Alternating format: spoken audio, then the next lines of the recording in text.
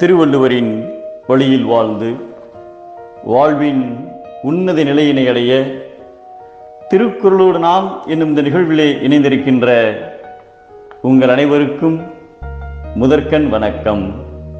குறள் எண் 882, அதிகாரம் உட்பகை. தருமருக்கு இளவரசர் பட்டம் சூட்டியதும் துரியோதனன் மிகுந்த பொறாமை கொண்டான். எப்படியாவது பாண்டவர்களை அழித்துவிட்டு தான் பதவிக்கு வர வேண்டும் என்று வஞ்சக எண்ணம் கொண்டான். வாரணாவதம் என்ற ஊரில் பாண்டவர்களை தனியே ஒரு அரக்கு மாளிகையில் வசிக்குமாறு செய்து இரவில் மாளிகைக்கு தீ வைத்து அவர்களை அழித்துவிட வேண்டும் என்று சதித்திட்டம் தீட்டினான். அதன்படி அரக்கு மாளிகை கட்டி முடித்தவுடன் திருதராட்டிரன் பாண்டவர்களை அழைத்து, நீங்களும் கௌரவர்களும் இங்கு ஒரே இடத்தில் தங்கியிருந்தால் அது ஒருவருக்கொருவர் போட்டியும் பொறாமையும் வளர்வதற்கு காரணமாகிவிடும்.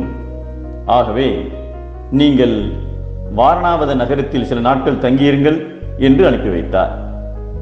தருமர் அதற்கு ஒப்புக்கொண்டு தன் சகோதரர்களுடன் தாய் குந்தியுடனும் வாரணாவத நகரத்திற்கு புறப்பட்டார். இதில் ஏதோ சூது அடங்கியிருப்பதை உணர்ந்த பீமன் அதை அறிந்து கொள்ளும் முயற்சியில் ஈடுபட்டான்.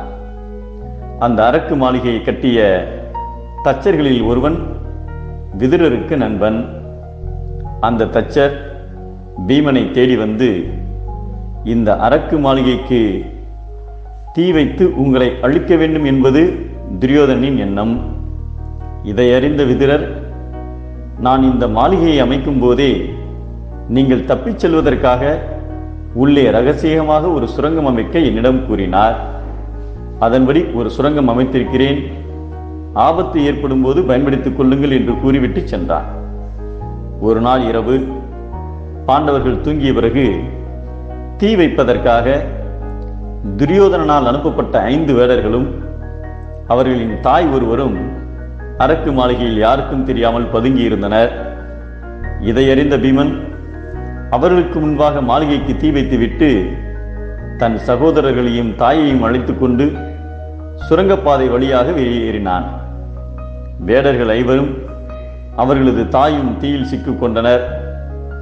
மறுநாள் பொழுது விடிந்ததும் இறந்து கருகிப்போன உடல்களை பார்த்து பாண்டவர்களும் தாய் குந்தியும் இறந்துவிட்டனர் என்றெண்ணி மக்கள் வருந்தினர். ஊரோடு சேர்ந்து தானும் அழுது வருந்துவதைப் போல் துரியோதனனும் பொய்யாக நடித்தான். வாள் போல வெளிப்படையாய் துன்பம் செய்யும் பகைவர்க்கு அஞ்ச வேண்டாம், உறவினர் போன்று மறைந்து நிற்கும் பகைவர் நட்புக்கே அஞ்ச வேண்டும் என்பதை வாள்போல் பகைவரை அஞ்சற்க, அஞ்சுக தேல்போல் பகைவர் தொடர்பு என்கிறார் நம் தெய்வப்புலவர் திருவள்ளுவர்.